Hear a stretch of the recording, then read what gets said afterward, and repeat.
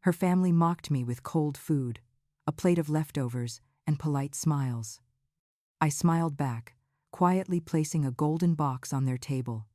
The moment it opened, every word in the room died. From the moment the laughter faded, a quiet tension settled over the grand hall, ignored by most. Golden light from the immense chandelier spilled onto polished tables, illuminating the remnants of a lavish feast. At a small, almost forgotten table near the kitchen entrance, Elena sat alone. Her plate held a meager assortment of cold vegetables and a solitary sliver of dried chicken.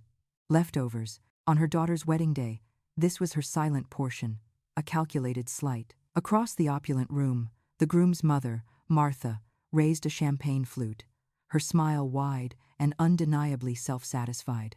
Her husband, Richard, chuckled softly beside her, their words carrying across the distance like a subtle, mocking hum. Elena watched them, her gaze steady, unblinking, taking in their proud, dismissive air. She lifted her fork, each movement slow, deliberate. The food tasted like ash, yet she chewed with an almost ritualistic calm, her expression unreadable.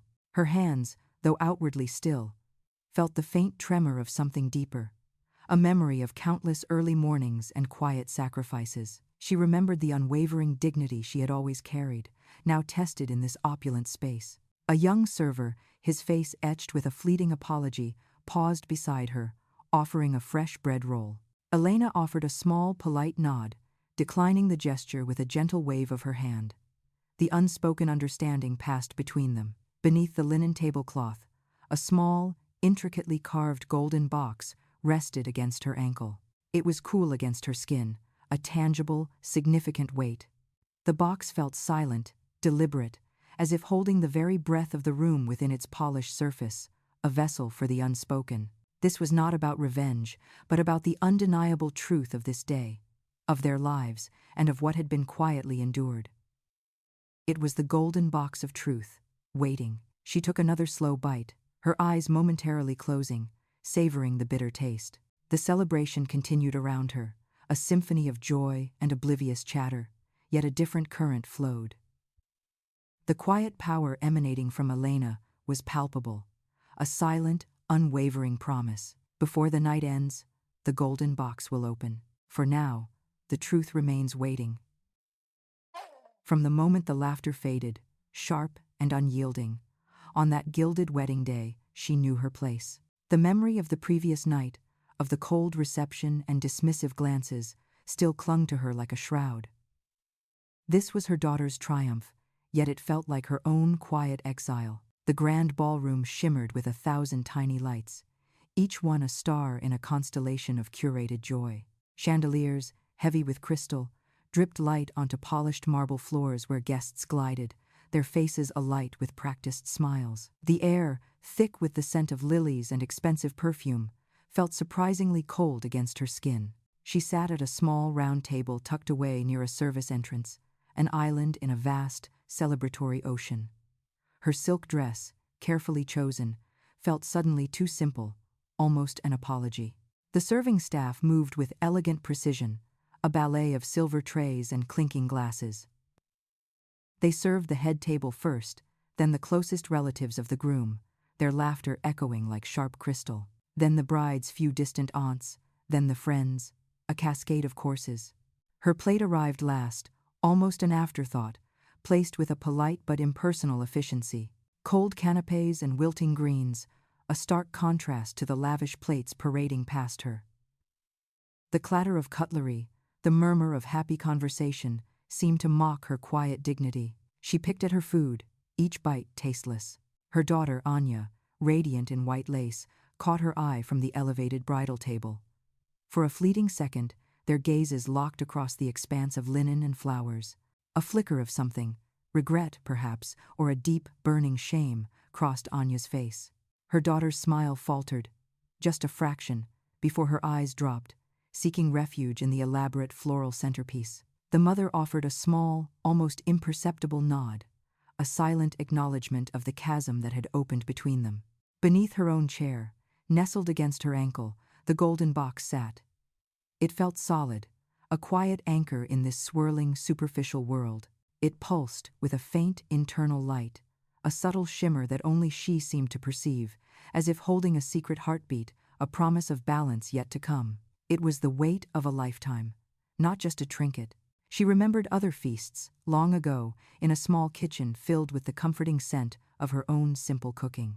Anya, a child then, would watch her with wide-eyed adoration, her face smeared with flour, not this veiled embarrassment.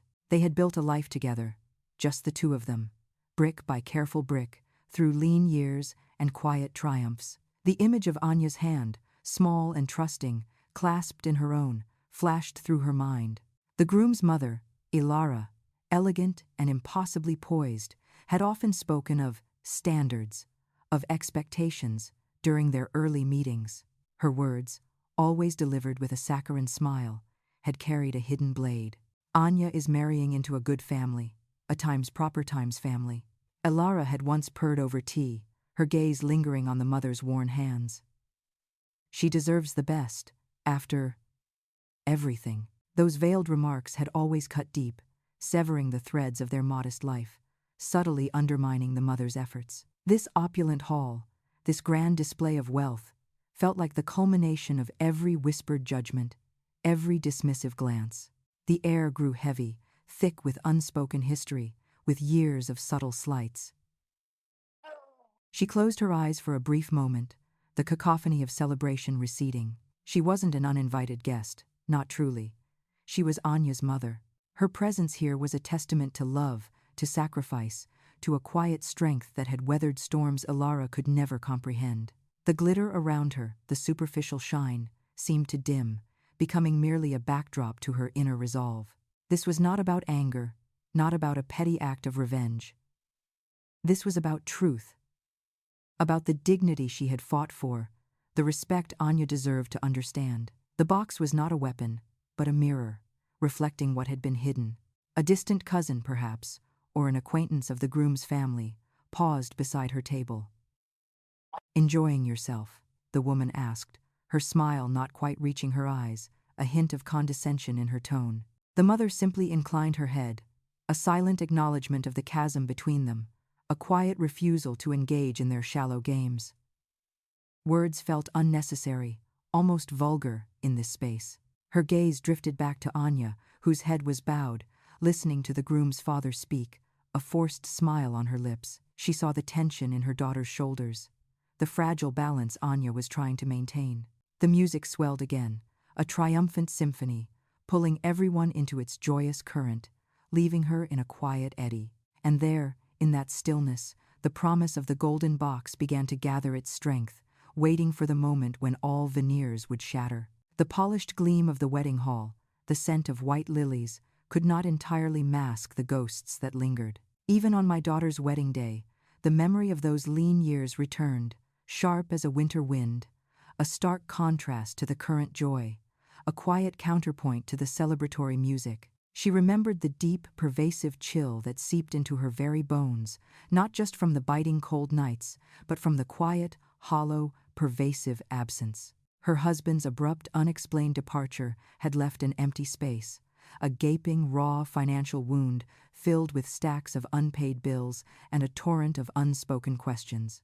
The small, worn, perpetually damp apartment above the neighborhood laundromat became their unintended fortress, their refuge. The rhythmic, almost hypnotic thrum of the industrial washing machines was the constant, low, grinding soundtrack to their reinvented, solitary lives. Every single evening, the heavy, cloying, yet strangely comforting smell of cheap fabric softener clung persistently to her clothes, a constant, almost suffocating reminder of endless, backbreaking shifts and the unforgiving passage of time. She worked 2 jobs, sometimes even 3, stringing together a meager, precarious existence. Her hands, once soft and unblemished, grew rough, chapped, and calloused from scrubbing stubborn stains, from meticulously folding mountains of strangers' intimate laundry, each garment holding a faint echo of another life. The laundromat's thick, humid steam often fogged the large plate-glass windows, blurring the harsh, indifferent world outside, making their small, isolated existence feel both confined and strangely safe, a world unto themselves. Dignity. She would often whisper to her little girl, her voice soft but firm, imbued with an unshakable conviction. Is the one thing no one can ever truly take from you. Hold on to it with everything you have. It was more than a phrase. It was a whispered prayer, a vital, invisible shield against the world's casual cruelty and its quick, unforgiving judgments. The daughter, a small, quiet shadow, would often watch her mother, sometimes helping to meticulously sort mismatched socks, her tiny, trusting fingers mimicking the careful, weary movements. They shared silent, often frugal meals, the soft, metallic clinking of forks against plates echoing slightly in the otherwise quiet, sparsely furnished room. Money was always painfully tight, a constant, gnawing worry that tightened her chest, a knot of anxiety that never fully unraveled. She learned, out of sheer necessity, to stretch every single dollar until it screamed, to mend torn clothes rather than replace them, to find genuine, unburdened joy in small, free moments. A slow, sun-drenched walk through the dusty park, a shared, whispered story before bed, a hand-me-down book read aloud by the dim, comforting lamplight. These were their precious, hard-won treasures, moments that felt like golden dust. She carried the immense weight of their survival, a quiet, unyielding burden that never truly left her, settling deep in her shoulders. The early mornings were the worst, before the first customers arrived, when the laundromat was cold, cavernous, and empty. The scent of stale detergent, damp fabric, and a faint metallic tang hung heavy in the air, a familiar, almost suffocating perfume. She'd wipe down the cold, hard machines, feeling the unyielding steel beneath her palm, imagining the countless, anonymous lives that passed through this very space, each leaving a faint, intangible trace. The city outside was still mostly asleep, its deep, profound silence a brief, precious comfort before the day's relentless, demanding rhythm began. The simple, almost sacred act of brewing her strong black coffee, the bitter, invigorating scent filling the small, cramped kitchen, felt less like a habit and more like a quiet, daily ritual of defiance, a small victory against the overwhelming odds. She remembered vividly the way her daughter would sometimes press her small, warm cheek against her mother's tired leg, a silent, profound offering of comfort and understanding.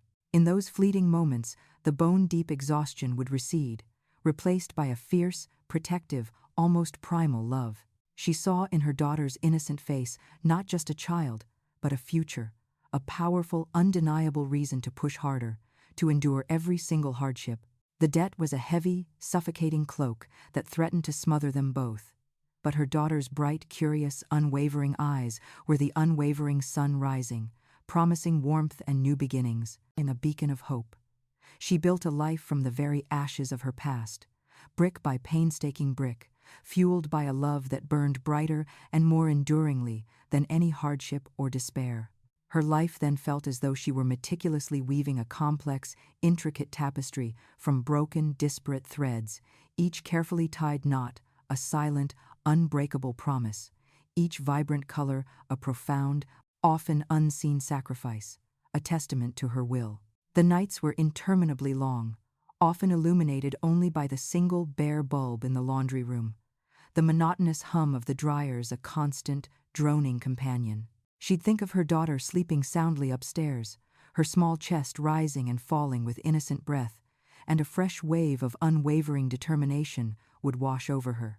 Dignity wasn't just a word, it was the way she carried herself, head held high, the way she met the unwavering gaze of the landlord, the way she steadfastly refused to let the crushing circumstances define them. It was the quiet, inner strength that allowed her to offer a genuine smile, even when her heart ached with a profound, unspoken sorrow. This strength, she knew with absolute certainty, was her most valuable inheritance to her daughter, far more precious than any fleeting material wealth. It was the unshakable foundation upon which everything else, including the very idea of a golden box of truth, would ultimately be built. The vision of her daughter's future, bright and unburdened, fueled every sacrifice. And in that quiet, unyielding strength, born from struggle and whispered promises, the seeds of a different kind of truth began to slowly, irrevocably grow, waiting patiently for its destined moment to emerge. The memory of that quiet afternoon returns, a stark contrast to the later cacophony of the wedding hall, where every sound would be amplified. You remember the way the light fell, soft and hesitant, through the lace curtains, illuminating dust motes dancing in the air like tiny, hopeful spirits. It was the calm before a storm, a stillness pregnant with unspoken expectations and judgments. The golden box, then merely a promise, lay heavy in her lap, a tangible weight against her worn cotton dress. It was a secret held close, a quiet defiance against the noise yet to come, a testament to a life lived with dignity. A sleek, dark sedan, too polished, too imposing for this narrow, tree-lined street, pulled up to the curb. Its engine hummed a low, expensive purr that seemed to vibrate through the very foundations of her modest home. The doors opened with a soft click, and a quartet of figures emerged, their expensive fabrics rustling. Their smiles, bright and meticulously composed, seemed to arrive before they did, a practiced artifice. The groom's mother, elegant in a tailored silk suit of muted gray, extended a gloved hand. Her grip was firm, almost possessive, yet her eyes, sharp and assessing, moved past the mother's face, scanning every detail of the modest living room.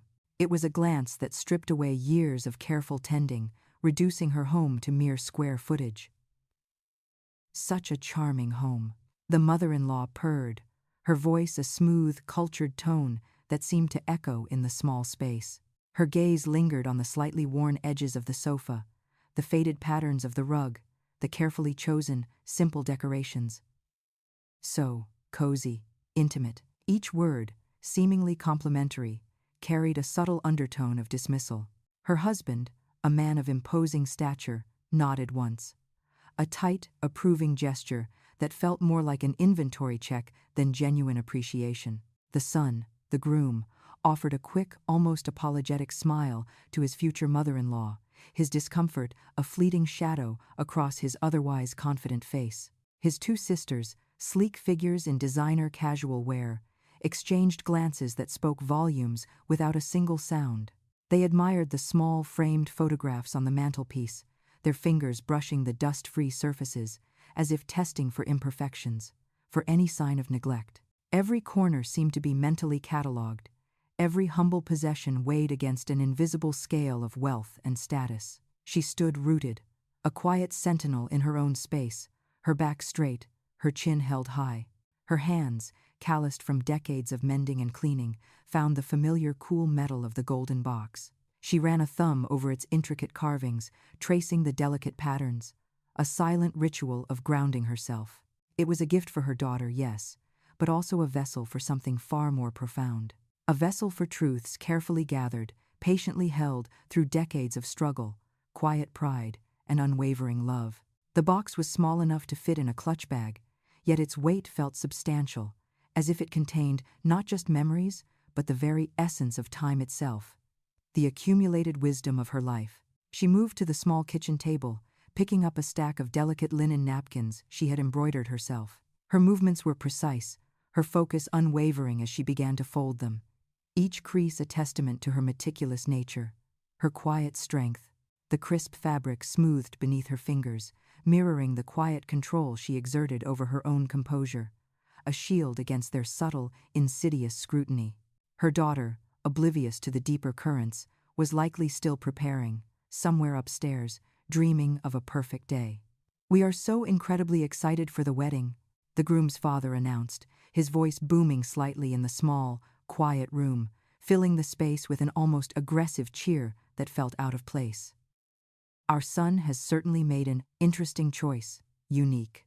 He paused, a beat too long, allowing the unspoken implications to hang in the air like a heavy, unwelcome scent, mingling with the expensive perfumes of the visitors. "Our daughter is a good woman," she replied, her voice soft but firm, a quiet strength that did not seek to match his volume, but rather to ground it, to assert a simple, undeniable truth. She offered them tea, a simple gesture of hospitality, the aroma of jasmine and green tea beginning to fill the room, a humble offering against their opulent airs. Of course," the mother-in-law interjected, her smile fixed, a porcelain mask that never quite reached her eyes. "We simply want the absolute best for them both.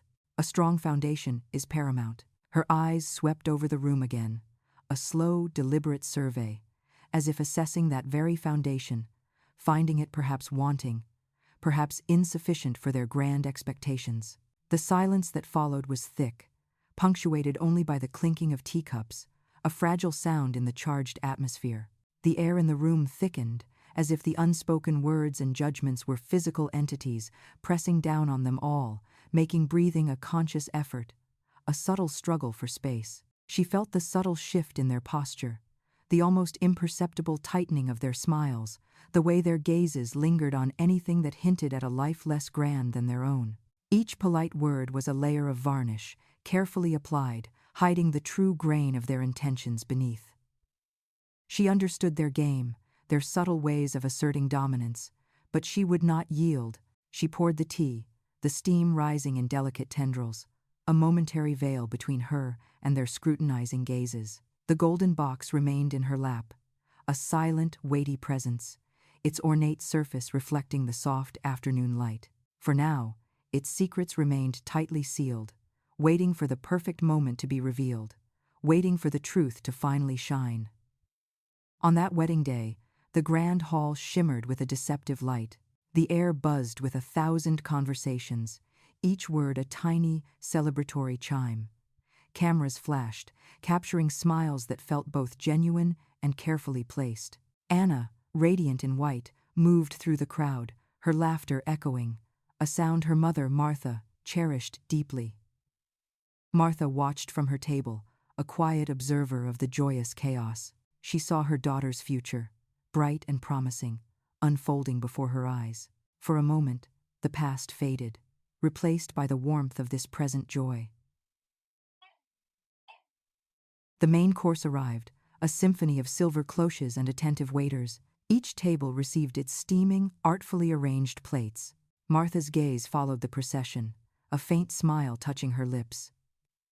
Then, Eleanor, the groom's mother, approached Martha's table. Her steps were deliberate, her expression unreadable beneath a veneer of polite cheer. Eleanor carried a single plate, not on a silver tray, but held casually in her hand. The other guests continued their animated chatter, oblivious to the subtle shift in the room's energy. Eleanor slid the plate onto the pristine white linen before Martha. The clatter was barely audible, yet it resonated like a gong in Martha's ears. On the plate lay a small, congealed piece of chicken, a few wilted greens, and a dollop of hardened mashed potatoes. The food was undeniably cold, a stark contrast to the fragrant, steaming dishes served to everyone else. Time seemed to stretch, the vibrant sounds of the feast suddenly muted. Martha's eyes registered the meager offering, then lifted slowly to Eleanor's face. Eleanor offered a small, knowing smile, her eyes holding a glint of triumph. Anna, across the room, had been mid-sentence, her hand resting on her new husband's arm, her head turned, drawn by an invisible thread towards her mother's table. She saw the plate, the cold, forgotten meal. Her laughter died in her throat, replaced by a sudden, icy dread. Her body froze, a statue in the midst of a celebration. A knot tightened in her stomach, a familiar ache of helplessness. She wanted to rush to her mother, to intervene, to scream. Yet, she remained rooted, a silent witness to the quiet injustice. Martha's hand reached for her fork, her movements slow and deliberate. Her fingers closed around the handle, a steady, unyielding grip, no tremor, no hesitation. She remembered other meals, sparse and cold, eaten in silence during harder times. This was not new, only the setting had changed. She looked at the plate, then back at Eleanor, her expression calm, impenetrable.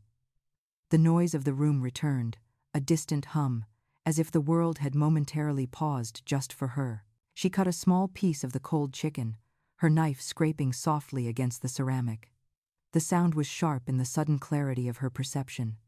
She lifted the fork, bringing the food to her lips. Her jaw worked slowly, gracefully, as she chewed. Each movement was precise, controlled, a silent declaration. She tasted the chill, the lack of flavor, but her face betrayed nothing. There were no tears in her eyes, no harsh words on her tongue, only a quiet, resolute defiance that settled deep within her bones. The act was simple, yet profound. It was not an acceptance of the slight, but a refusal to be diminished by it. Her gaze held Eleanor's for a long moment, a silent conversation passing between them. Eleanor's smile faltered, a flicker of uncertainty crossing her features. The air thickened with unspoken tension. Martha swallowed, her throat dry, but her resolve unwavering. She had faced far greater hunger, far colder indifference. This small public humiliation would not break her. Anna watched, her heart aching with a mixture of shame and fierce pride. She saw not a victim, but a warrior. Her mother's grace in the face of such a deliberate insult was a lesson in itself. The cold food became a symbol, a gauntlet thrown, and Martha had picked it up with quiet dignity. The golden box, hidden away, still held its secrets, but tonight, a different kind of truth was being revealed, one bite at a time. The room held its breath, though no one else seemed to notice. In the quiet that settled after the last toast, a subtle shift rippled through the grand hall. The lively string quartet softened its melody, the notes becoming a gentle, almost mournful hum. Sunlight, now fading through the tall windows, cast long, golden streaks across the polished floor. She felt the change, a collective holding of breath, even before she moved. Her chair scraped faintly as she rose, a sound barely audible above the lingering murmur of conversation. Her movements were slow, deliberate, each gesture imbued with a profound, unyielding purpose. Her gaze, steady and clear, swept across the faces of the guests, lingering for a moment on her daughter, then on the groom's parents at the main table. The golden box, resting on the empty chair beside her, seemed to pulse faintly in the dimming light. She reached for it, her fingers closing around its cool, smooth surface. The weight was familiar, a comforting anchor in her hand. She began her walk. The distance to the main table was not great, yet it felt like miles. Each step resonated with a quiet power, a measured tread that drew every eye in the room. Whispers followed her, soft as rustling silk, then faded into a profound hush. You could feel the tension rising, a palpable current in the air, as if an invisible thread connected her to every guest. She passed rows of elegantly dressed figures, their smiles faltering, replaced by expressions of curiosity, then dawning apprehension. Some leaned forward, others sat back, their champagne flutes forgotten. She remembered the day she first held this box, years ago, a gift from her own mother. It had been empty then, a promise of stories yet to be filled. Now, it carried the weight of a lifetime, a testament to resilience, to quiet suffering, and to an unwavering love. The scent of lilies from the floral arrangements mingled with the faint, sweet aroma of the wedding cake, a poignant contrast to the gravity of her errand. The groom's parents, seated at the head table, initially exchanged a confused glance. Their smiles, carefully constructed for the occasion, began to waver as she approached. The groom's father, a man of imposing stature, adjusted his tie, a nervous gesture. His wife, usually composed, shifted uncomfortably in her opulent gown, her eyes narrowing slightly. They had not anticipated this. No one had. She reached the table, pausing directly before them. The golden box, held firmly in her hands, seemed to glow with an inner light. She offered no greeting, no explanation. Her expression was unreadable, a serene mask that betrayed none of the turmoil within. With a slow, fluid motion, she extended her arms, placing the box gently on the pristine white tablecloth between them. The soft thud of the gold against the linen seemed to echo through the suddenly silent hall. The box sat there, a solitary, gleaming object. It was not a gift, it was not a threat. It was an offering, heavy with unspoken history, a silent challenge. The groom's parents stared at it, then at her, their faces a mixture of bewilderment and growing unease. The air thickened around them, laden with unspoken questions. She offered them a small, almost imperceptible nod, a gesture of finality, before turning to walk back to her seat. The room held its breath.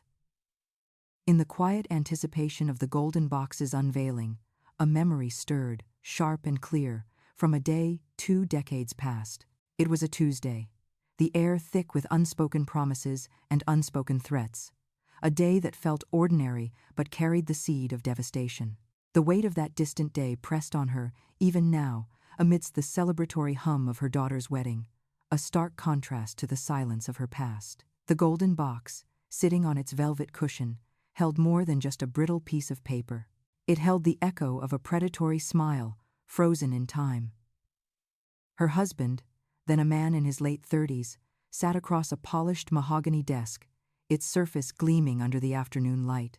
He was a good man, honest to a fault, perhaps too trusting of outstretched hands and smooth words. His tie was slightly askew, a telltale sign of a long, tiring day spent earning an honest living.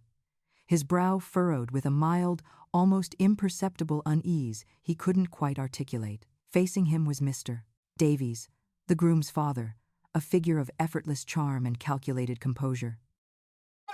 Mr. Davies radiated an easy confidence, his tailored suit impeccable, his gaze unwavering, a predator in a finely woven disguise.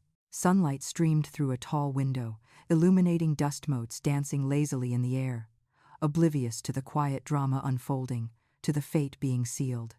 Mr. Davies gestured with a pen, its gold tip glinting, a subtle, irresistible lure. "Just a formality, my friend," Mr. Davies had said, his voice smooth as aged whiskey, a balm to any lingering doubt, designed to lull and disarm. "A minor adjustment to the terms we discussed previously. Nothing to worry about, purely administrative, a simple update." Her husband, trusting and weary from endless hours of physical work, barely glanced at the dense, small-print legal text. His mind was already on dinner, on the children, on the simple comfort of home. He simply wanted to go home, to rest.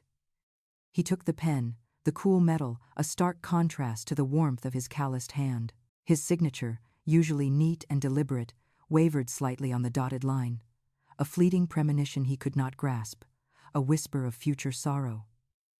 Davies watched him, a faint, almost imperceptible smile touching his lips. It was a smile of quiet, absolute triumph, hidden just beneath the surface of his genial expression, a silent declaration of victory. That signature, small and unassuming, became the anchor of their slow, agonizing undoing, a single mark that unraveled everything. It was a contract, deceptively simple in its language, yet devastating in its implications, a trap laid with meticulous precision. It slowly but surely unraveled the secure, comfortable fabric of their lives. The small house, a home built with decades of careful saving, shared dreams, and countless sacrifices, slipped through their fingers like fine, elusive sand. Each room, once filled with the vibrant echoes of children's laughter, faded into a profound, aching silence. The scent of her baking, the warmth of their shared meals, all became ghosts. The garden, once a riot of color and life, withered under the relentless weight of financial strain and mounting debt. Peace became a distant, unattainable memory, replaced by the constant, relentless gnaw of anxiety, a dull ache that never truly subsided. She remembered the nights, long and silent, spent staring at the ceiling, listening to her husband's quiet despair as the true, brutal nature of the deal slowly unfolded around them, crushing their spirit. Her husband, broken by the betrayal, carried the unspoken burden of his unwitting mistake, a heavy cloak of guilt. The weight of that profound loss never truly lifted. It became a part of her very being. It settled deep within her, a quiet resolve hardening over the years, shaping her into the woman she was today. This was not about vengeance, a raw, destructive emotion she had long discarded, but about bringing a hidden, carefully buried truth into the light. It was about restoring a dignity that had been stolen, not just from them, but from the very idea of honest labor and trust. On her daughter's wedding day, surrounded by such opulence and joy, the irony felt almost unbearably poetic, a cruel twist of fate. The very man who had orchestrated their downfall, who had profited shamelessly from their misfortune, now sat at the head table, a respected guest, watching his son marry her daughter. The air in the reception hall felt thick with this unspoken history, a silent hum beneath the joyful music, a tension only she could truly feel. The folded paper, brittle with age and the relentless passage of time, lay inside the golden box. It was the original document, meticulously retrieved years later from dusty archives, a tangible, damning testament to a quiet, calculated betrayal. Its very presence felt heavy, imbued with the unspoken tears, the quiet struggles, and the enduring resilience of 2 decades.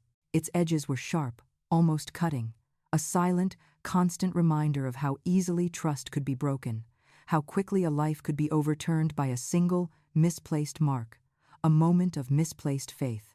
The ink had faded slightly, blurring the precise lines of the signatures, but the words, the terms, remained stark, clear, and utterly unforgiving. It was the silent witness to their shattered dreams. She imagined the signature, her husband's innocent mark, glowing faintly in the darkness of the box, waiting for the precise moment to be seen, to be understood.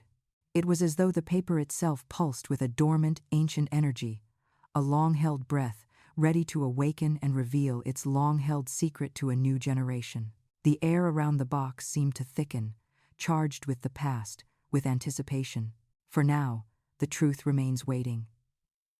From the moment the golden box settled open, a subtle shift rippled through the grand hall. A quiet power, long held dormant, began to unfurl, casting long shadows on the polished marble floors. This was the wedding day, yes, but also the day the truth would finally step into the light, carried by the very item meant to symbolize a mother's quiet resolve. Her fingers, steady and unhurried, reached inside the box's velvet lining. She retrieved a stack of neatly folded letters, their edges softened with age. The first letter, a heavy cream parchment, bore a familiar signature. The groom's father, M.R. Thompson, watched, his breath catching in his throat. His usually ruddy complexion began to drain of color, replaced by an ashen pallor. He leaned forward, his eyes fixed on the paper, as if trying to decipher its secrets from across the room. Then came the photographs. One showed M.R. Thompson with a woman, not his wife, in a setting far from their family home. Another depicted a lavish property, its ownership details clearly visible on an accompanying receipt. The documents, crisp and undeniable, spoke volumes without a single word being uttered aloud. They were mirrors of betrayal, reflecting back years of hidden dealings, of promises broken and trust shattered. Anna, the bride, gasped, a sharp, involuntary sound that pierced the sudden, heavy silence. Her hand flew to her mouth, her eyes wide with a dawning horror. She looked from the photographs to her father-in-law, then to her own husband, whose face was now a mask of confusion and growing dread. He had no answers, only a terrible understanding blooming in his gaze. The room, which moments before had echoed with joyous laughter and clinking glasses, now forgot how to breathe. Heads turned, whispers started, hushed and urgent, like a wave receding from the shore. Guests exchanged uneasy glances, their smiles fading into expressions of shock and disbelief. The air grew thick, charged with an unspoken tension, a collective gasp held suspended. She presented another document, a receipt for a substantial sum, dated just weeks before the wedding. It detailed a transfer of funds from M.R. Thompson's private account to a shell company, a company that, a separate letter revealed, was secretly owned by her own husband, Mark. This was the final, devastating piece of the puzzle, revealing not just the father's deceit, but the son's complicity, a quiet pact to exploit her daughter's inheritance. The groom's father slumped back in his chair, his hands gripping the armrests so tightly his knuckles turned white. His mouth opened, but no sound emerged, only a dry, rasping breath. His carefully constructed facade, built over decades, crumbled before everyone's eyes. The golden box of truth had indeed opened, and its contents were now undeniable. The truth was no longer whispered in shadows. It stood starkly in the bright wedding light, as though a hidden curtain had been ripped away. The weight of what had been revealed pressed down on every soul in the room. For now, the silence held its terrible reign. The silence that descended after the golden box of truth opened was unlike any other. It was not the quiet of reverence, nor the hush of anticipation. Instead, it bore the cold, unyielding weight of revelation, a profound stillness that swallowed every previous sound, leaving only the chilling echo of what had been irrevocably exposed, a truth now undeniable. The final, lingering chord of the string quartet, a mournful, drawn-out note, dissolved into nothingness, leaving behind a sudden, jarring vacuum that seemed to suck the very air from the room. Violins lowered, bows resting against their strings, the musicians' faces mirroring the widespread, palpable shock that rippled visibly through the elegant hall. Forks, laden with carefully prepared morsels of salmon and asparagus, froze inches from expectant lips, suspended in a tableau of arrested motion. Tiny silver monuments to a celebration abruptly halted. The gentle clinking of crystal, the polite murmur of conversation, the rustle of silk and lace, the soft scrape of chairs, all abruptly ceased, as if a master switch had been thrown, plunging the hall into an unexpected, profound hush. 100 pairs of eyes, moments ago sparkling with the easy joy of celebration, now darted frantically, seeking any refuge from the collective discomfort. They fixated on the intricate floral patterns of the expensive china, the polished gleam of the silverware, the shimmering folds of the tablecloth, anywhere but the faces of their fellow guests, anywhere but the mother's steady, unwavering gaze. She sat at the head table, a figure of profound stillness amidst the sudden, chaotic paralysis. Her hands, clasped gently, rested upon the pristine white linen, her posture unwavering, her shoulders relaxed. No flicker of triumph touched her lips, no shadow of anger darkened her calm, steady eyes.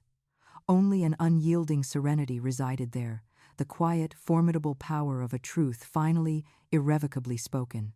It was not a moment of vengeance, but of a long overdue, deeply personal reckoning, achieved with a quiet, unshakable dignity that commanded unwilling respect.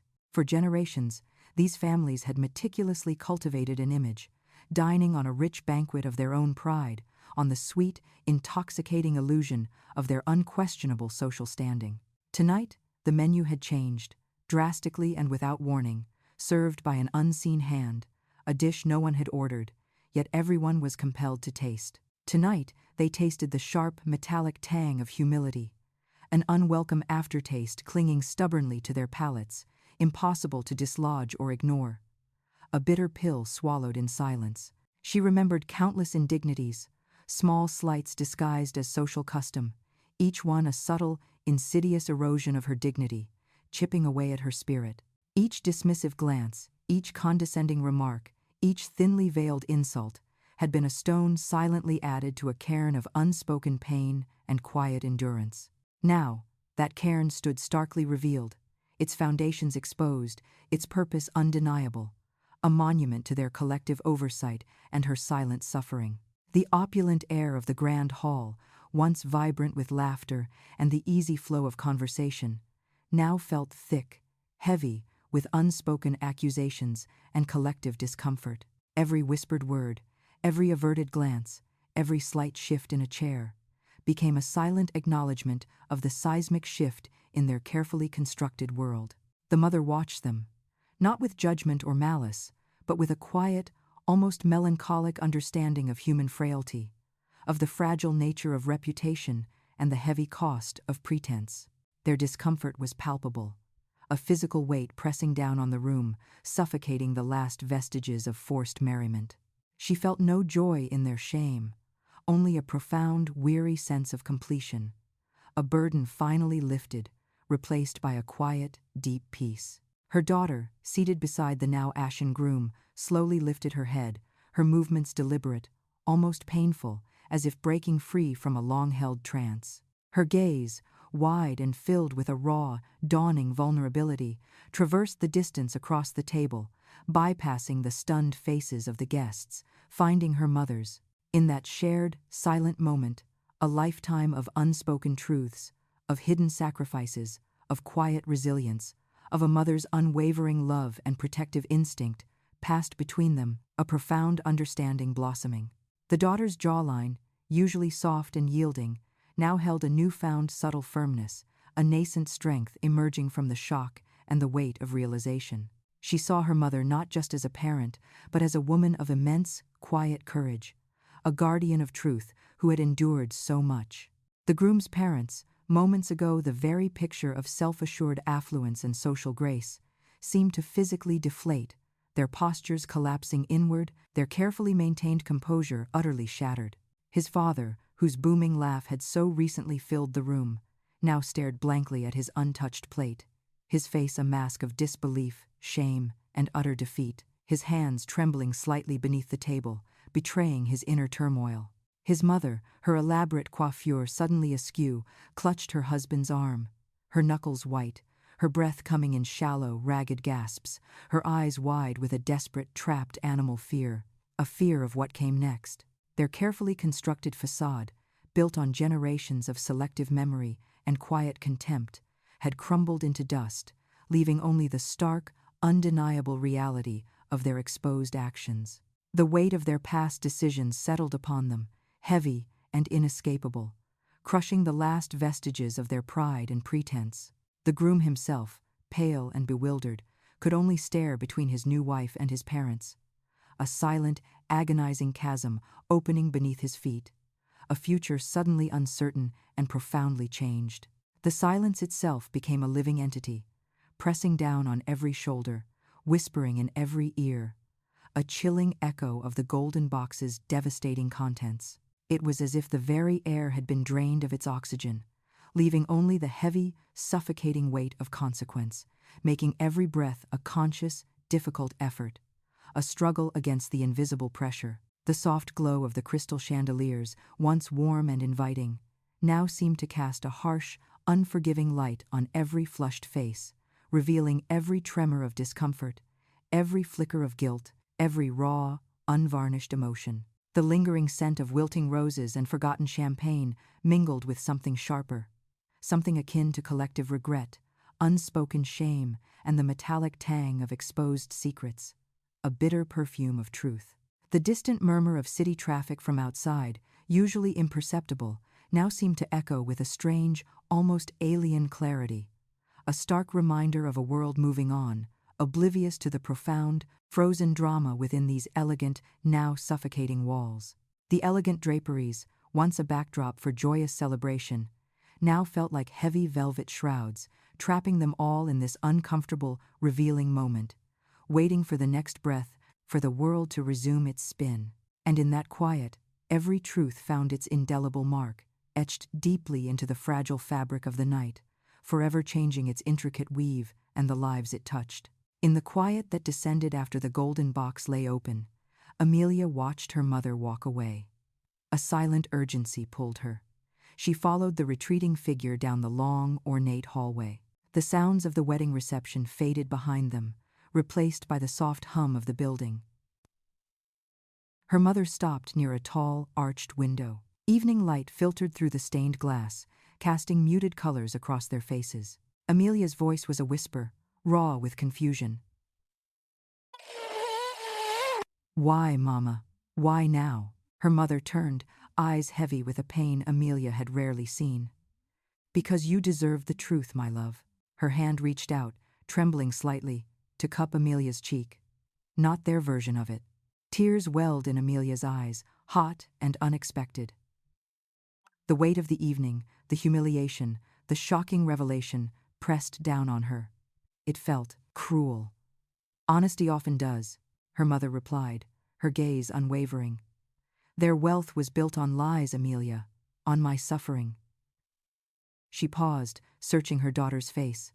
"I wanted you to see it all, to choose with open eyes." Amelia looked away, towards the distant city lights.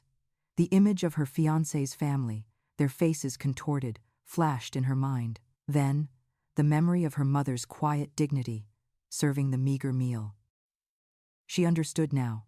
This was not about revenge, not truly. It was about reclaiming a narrative. It was about worth. "What do I do?" Amelia's voice cracked. Her mother's grip tightened on her arm, a silent anchor. "You choose what kind of life you want, what kind of love you deserve." She spoke softly, yet her words held the power of a lifetime's wisdom. "Do you want a life built on their pretense or on your own truth?" Amelia closed her eyes, a deep breath shuddering through her. The choice was stark. The image of a future, gilded but hollow, warred with a path uncertain but authentic.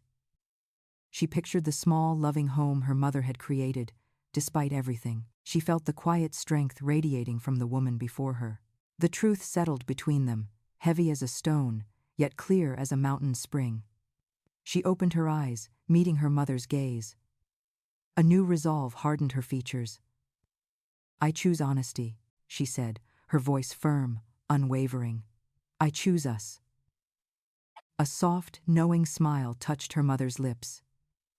It was a smile of release, of shared burden, of a battle finally won. They stood there for another moment, two women bound by a newly forged understanding. The air around them felt lighter, as if a long-held breath had finally been exhaled.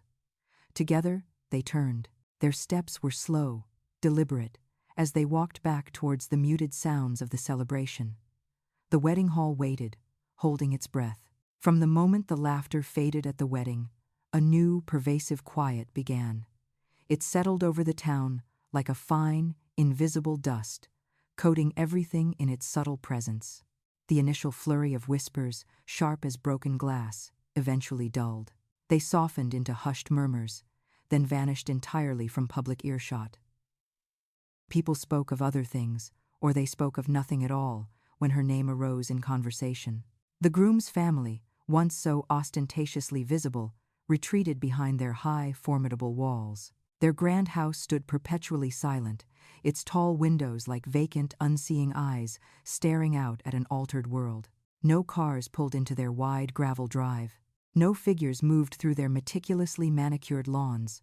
Their absence was a statement, profound and utterly unspoken, a heavy blanket of shame that clung to their property. The entire town understood the message, unspoken, yet clear. The mother, however, did not hide. Each morning, she rose with the sun's first, tentative light, a soft glow filtering through her kitchen window. She moved through her small, familiar home with deliberate, unhurried grace, a rhythm born of years. Her hands, once clenched with a silent, simmering fury that had burned deep within her, now found solace in the simple, repetitive tasks of her day. She walked to her garden, the narrow path worn smooth by countless years of her footsteps. The cool morning air smelled distinctly of damp earth and the sweet, intoxicating promise of awakening blossoms. She knelt among her plants, her calloused fingers gently brushing the cool, dark soil, feeling its life beneath her touch. A gentle hum, a melody from a forgotten lullaby of her own youth, escaped her lips. It was a sound of quiet contentment, not defiance. A soft, tuneless song of deep resilience that resonated within her. She took up her weathered watering can, its metal cool and familiar against her palm, a trusted companion. The water arced in a silver shimmering stream, a liquid ribbon nourishing the thirsty roots below. Each drop seemed to wash away a layer of residual tension, a lingering shadow from the recent, tumultuous past. Her gaze lingered on a vibrant rose bush, its deep red petals unfurling slowly, deliberately, revealing their intricate beauty. They showed no haste, only a steady, natural progression, mirroring her own journey towards healing. She pruned a single yellowed leaf, a small symbolic act of letting go of what no longer served her or her garden. The sun warmed her back, a comforting, steadfast presence against the cool morning air. Her spirit felt lighter, unburdened, as if a great, unseen stone had finally been lifted from her chest, allowing her to breathe freely again. The weeks that followed the wedding had been a strange, unfolding tapestry. Rumors had bloomed quickly, vibrant and wild, spreading through the community like wildfire, then fading into the background like forgotten weeds. The truth, released from the golden box, had done its quiet, devastating work. It had created its own space, its own profound silence where once there had been noise. She remembered the collective gasp, the sudden sharp hush that had fallen over the wedding hall, a moment frozen in time. She remembered the stunned faces, the quiet, swift collapse of their carefully constructed facade. That moment, sharp and clear in her mind, now seemed distant, almost a dream, softened by the passage of days. Here, in her garden, the only judgment was the indifferent, all-seeing gaze of the endless sky. The garden offered a different kind of truth, a more ancient wisdom. It spoke of cycles, of patience, of enduring beauty that persevered through all seasons, through storm and sun alike. Here, life continued, undisturbed by human folly or social disgrace, by the petty judgments of a small town. Only the gentle rustle of leaves and the industrious buzzing of bees broke the profound silence. She spent hours there, tending to each fragile life, each budding hope, each promise of renewal. Her movements were slow, almost meditative, a dance of quiet devotion to the earth.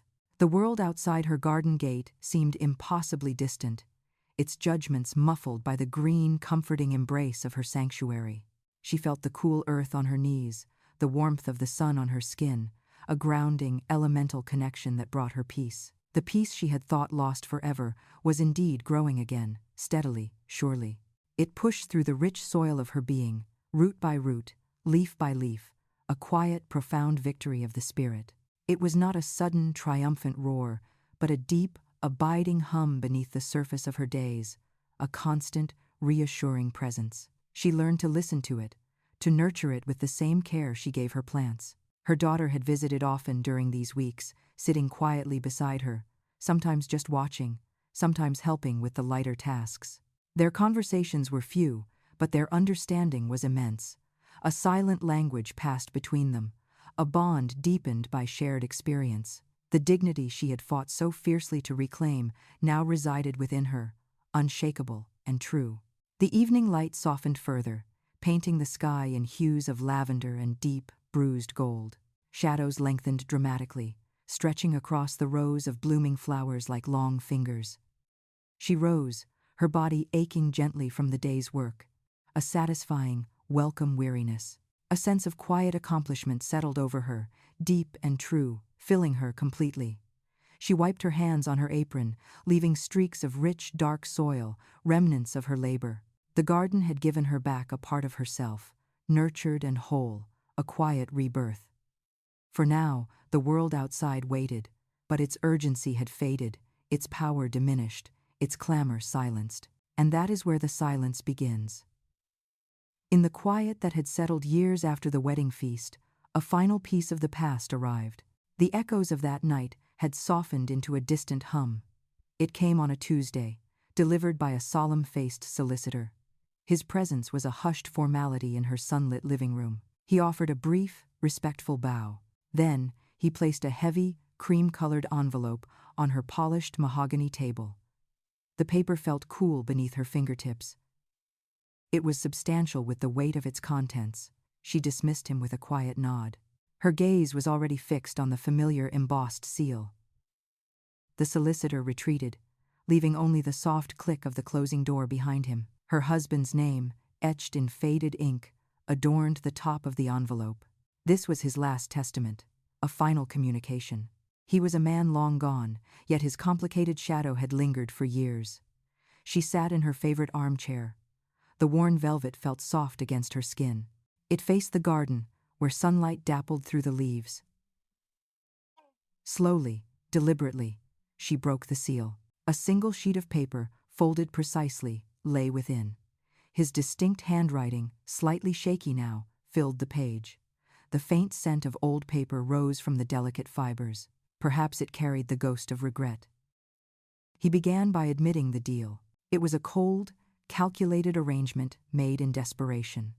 This pact was designed to secure his family's legacy. It came regardless of the cost to others. He detailed the intricate compromises. He spoke of the quiet betrayals of trust. These words painted a stark picture of the man he had been then. She felt a familiar ache. It was not anger, but a deep, lingering sorrow. That sorrow had once defined their shared existence. The words laid bare the full extent of his choices. They revealed the complex web of obligations he had woven. Each sentence was a careful thread, unraveling a long-held secret. He wrote of the shame. It was a constant, gnawing presence. It had followed him like a shadow, darkening his every triumph. He described the burden of that secret. The corrosive guilt had eroded his peace, year after year. It was a confession, not seeking absolution. It simply laid down a heavy truth for her to bear witness. She remembered the subtle shifts in his eyes. She recalled the moments of strained silence between them. Now, she understood their true, painful origin. The weight of his confession settled around her. It was a quiet acknowledgement of shared, unspoken suffering. Then, the ink shifted on the page. The tone softened almost imperceptibly. He spoke of love. It was not the convenient affection he had initially sought. Instead, it was a profound, unexpected love. It had blossomed in the ruins of his own making. He described her quiet resilience. He spoke of the unwavering dignity that had never bent, even under immense pressure. This love, he confessed, had come too late to mend the damage. It was too late to right the wrongs committed, yet it had been real. It was a powerful force that had haunted his final days. This was a bittersweet truth finally spoken across the years. She read the letter once. Her eyes traced each word, absorbing the bitter honesty of his final thoughts. There was no surge of triumph. No echoing cry of vindication filled her heart. Only a profound, quiet understanding settled within her. The words settled in her mind, heavy as stones, yet bringing a strange calm, as though a long-held breath had finally been released from her own chest. She read it a second time, slowly. She allowed the full, complex weight of his belated honesty to infuse her spirit. She found peace in the clarity. With a deliberate, almost ritualistic motion, she folded the single sheet twice. The creases were sharp, precise. It was a final act of containment for the words. She rose from the armchair, her movements unhurried. She moved towards the lacquered chest that stood sentinel in the corner of the room. From its polished depths, she retrieved the golden box. Its surface gleamed softly, reflecting the muted afternoon light. It was a silent, knowing keeper of all their hidden narratives and shared histories. She opened the lid. Inside, nestled amongst other carefully preserved letters, faded photographs, and small tokens of a life deeply lived, she placed his final confession. The paper lay flat. It was a testament to a journey completed. It was a truth finally told. The past, with all its tangled threads of pain and regret, of desperate deals and love found too late, was now complete. She closed the lid with a soft click. The sound was barely audible in the stillness. The box held its breath, and that is where the silence begins. The echoes of that wedding day, once sharp with unspoken words, now carry a different cadence. Years have softened the edges of memory, smoothing rough corners into gentle curves. Sunlight pours into the small kitchen, illuminating dust motes dancing in the warm air. Ilara, 30 seconds, her hair tied back with a simple ribbon, kneads dough on the worn counter, her movements practiced and calm. A child, Lily 5, her granddaughter, giggles near her feet, building a precarious tower of wooden blocks. The same chipped mugs hang above the sink, the faint scent of flour and old wood still lingering. Yet, the air feels demonstrably lighter, less burdened by unspoken anxieties. Ilara watches Lily, her eyes soft with a quiet, hard-won contentment. She remembers the tightness in her own mother's shoulders, the silent battles fought within these very walls. Now, bright, uninhibited laughter rings freely, a new sound for an old space. Above the old radio, tucked between faded cookbooks on a narrow shelf, rests the small golden box. Its polished surface reflects the afternoon light, a silent sentinel witnessing generations. It holds no threat now, no lingering shadow of retribution or revenge. It is simply a container of remembrance, a vessel for a story finally understood and accepted. Ilara glances at it, a faint, knowing smile touching her lips, a shared secret with the past. Lily, holding up a yellow block. Serious. Mama, look. A sun, it shines for everyone. Ilara, her voice warm, reaching to brush flour from Lily's cheek. A beautiful sun, my love, just like the one outside. It brings light, doesn't it? Lily nods, placing the block carefully on her growing tower. The kitchen hums with their shared presence, a quiet symphony of domesticity and enduring love. Ilara feels the warmth of the dough beneath her hands, a simple, grounding sensation. The air in the kitchen feels breathable, as though the very walls exhaled a long-held sigh, releasing decades of held breath. The weight of past secrets has lifted, replaced by the simple, profound warmth of family, openly shared. The afternoon light stretches, painting new memories onto old walls, promising continuity. Asterisk, asterisk, INT, Wedding Hall, dawn asterisk asterisk. As the last guests departed that wedding night, A profound, almost sacred quiet settled over the grand hall. Pale, hesitant shafts of morning light cut through high-arched windows. They illuminated dust motes dancing in slow, ethereal swirls. Empty tables, stripped of their celebratory linen, stood like forgotten monuments to a vanished feast. A single ornate chair lay overturned near the bridal dais, a silent, poignant testament to a night of sudden, irreversible shifts. She walked slowly, deliberately, through the vast, echoing space. Her soft footsteps barely disturbed the deep silence. The faint, sweet scent of wilting white roses still clung stubbornly to the cooling air. A forgotten napkin, pristine white and intricately folded, lay on the polished marble floor. She paused, then bent to pick it up, her movements unhurried, imbued with a quiet, almost ritualistic grace. They had offered her scraps, the physical manifestation of a deeper, long-held indignity. In return, she had delivered a truth, meticulously prepared and carefully chosen. Her intention was not to inflict a wound, but to meticulously balance a ledger that had remained skewed for too long. The golden box, now gone from the scene, had held far more than mere documents or memories. It contained the accumulated weight of years of quiet struggle, the unyielding strength of a mother's resolve. The profound silence in the grand hall felt as though it held a new, fragile kind of peace, a quiet after the storm. Her daughter's eyes, in that final, revealing moment, had shown a dawning, undeniable understanding. A dignity, long deferred and often denied, had been quietly, unequivocally reclaimed. Some gifts are not designed for fleeting joy or simple pleasure. They are meant for clarity, for a profound and necessary reckoning. They are opened only once, their profound contents echoing through the chambers of memory forever. And the quiet testament of truth, once spoken, remains.